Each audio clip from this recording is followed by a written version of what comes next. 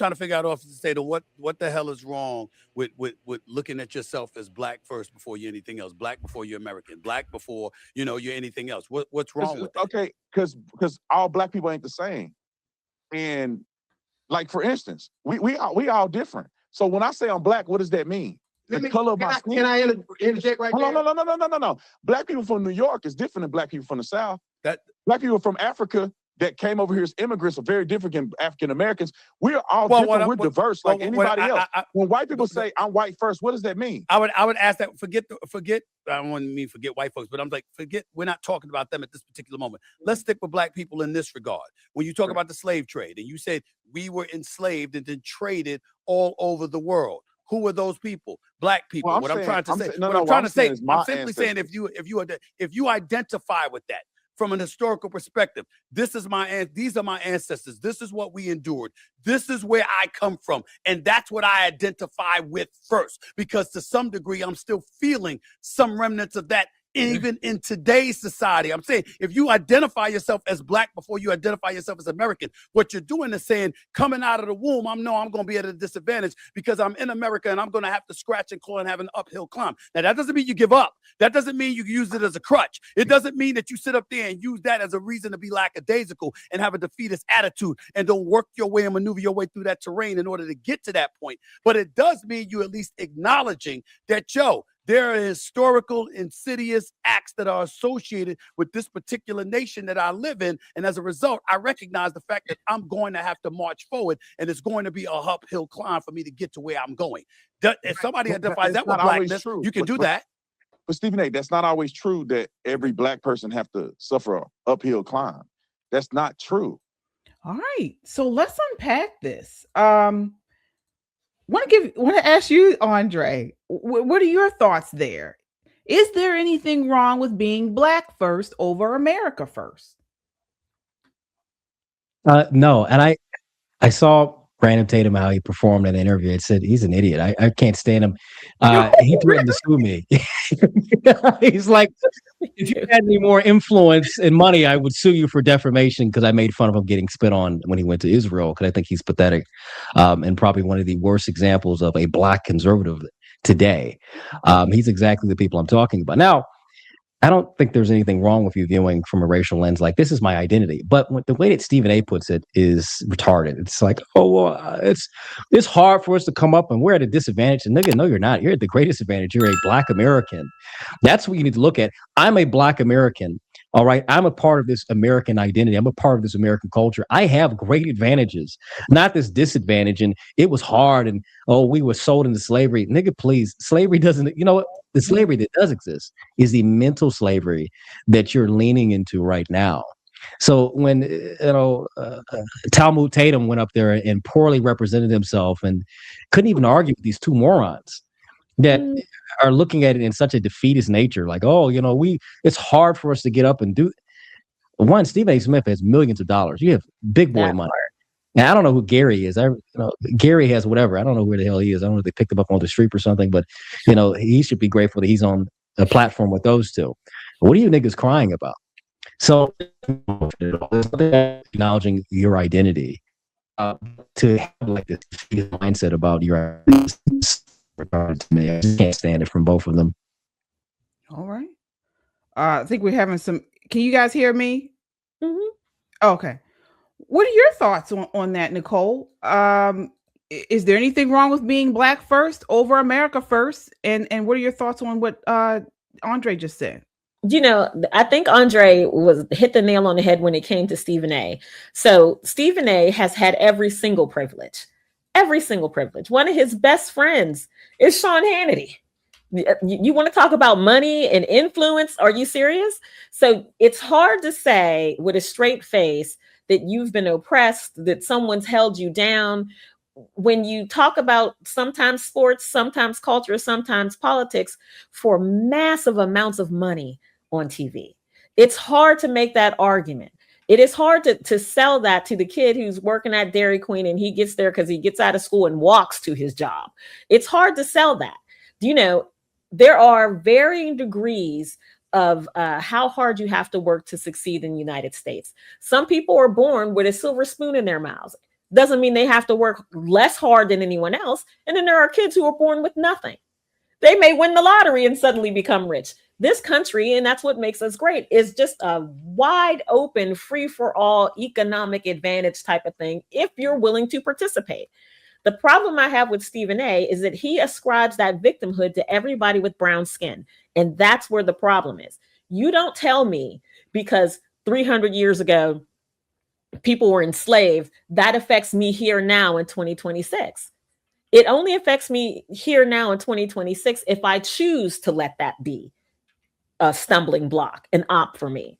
Clearly, he's not let it be an op for him. Sean Hannity is his, let me just repeat, his best friend, right? Both of them admit to that. He makes millions of dollars giving commentary. It does not make sense. And it makes me so angry that they keep trying to sell that, because young men hear that and go, you know what? You're right. I'm just like Stephen A. My ancestors were enslaved, so I don't really have to try hard. You know, if I fail, it's because they held us back. Stop giving people excuses not to try and not to succeed. If anything, say, listen, I had some advantages in my life.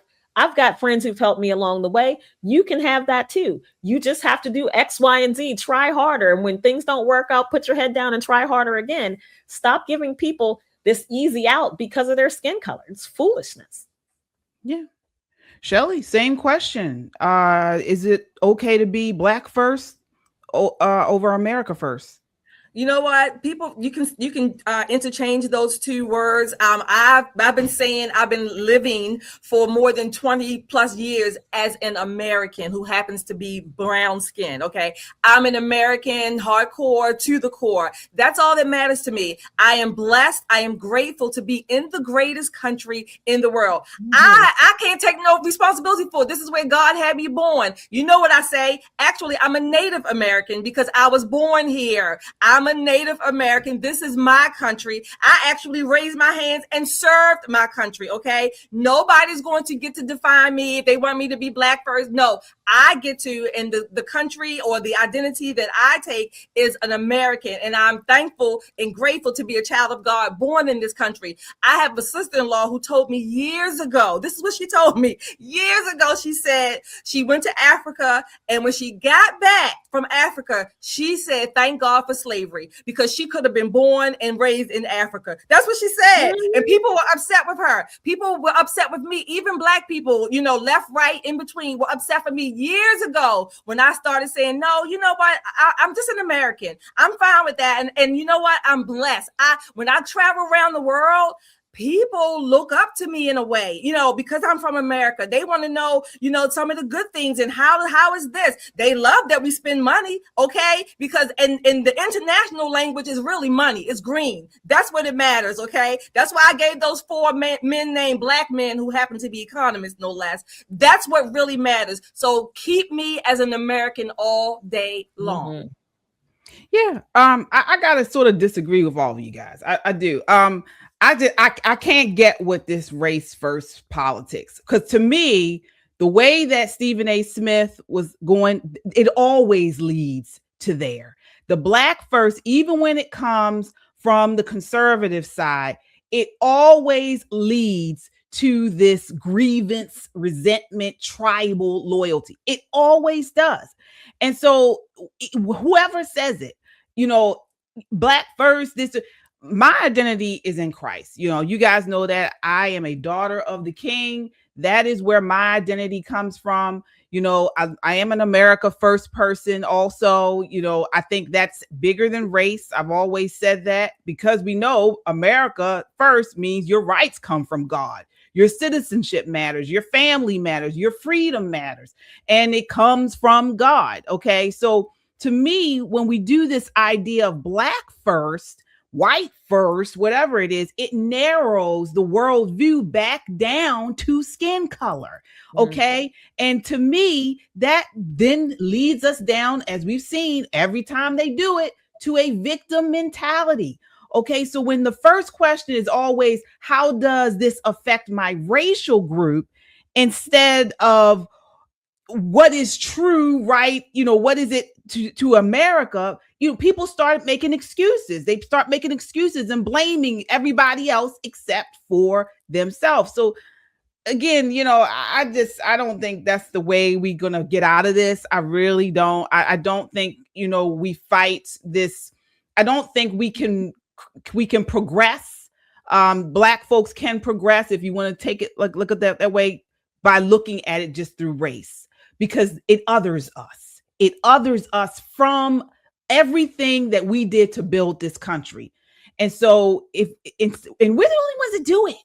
We're the only ones that other ourselves. Everybody else is always saying, this is my country. My ancestors built this. I am an American, nothing else, no slant, no hyphen.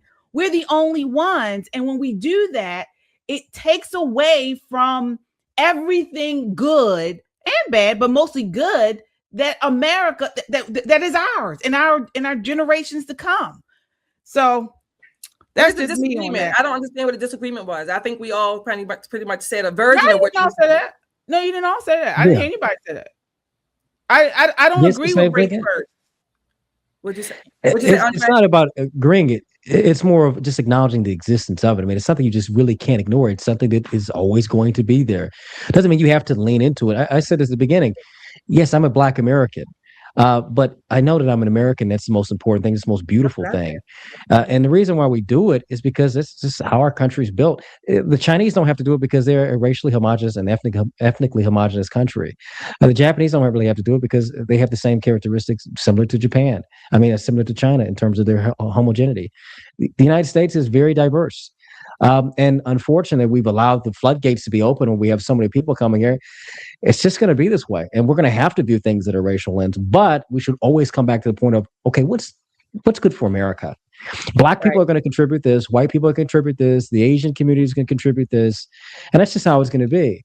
Now, if we don't want it to be that way, then one racial group is going to have to take over the country. And then we can have okay, now we can view ourselves as just one thing. But that's not the cards we've been dealt. Yeah, but homogeneity is cultural. It's not racial, at least in my opinion. It's not about everybody looking the same. It's about people agreeing on the basic rules of civilization. It's about morals. It's about values.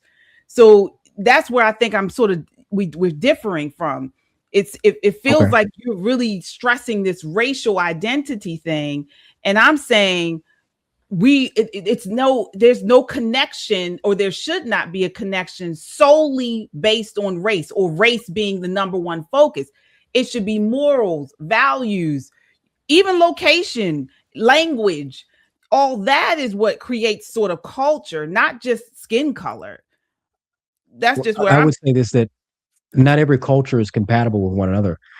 Just because somebody from India has the same, like I said, we like Grey's Anatomy, I like playing Call of Duty with them, doesn't mean that we're the same people. We're going to get along in terms of building a nation and having a functional nation. It just doesn't work like that. If that's the case, then everyone should blend together. No, people have their own identity as individuals. Right. My morals are different from your morals. And we never want to expand it broadly out to the other racial groups. We'd say that, every individual is different and unique in their own way.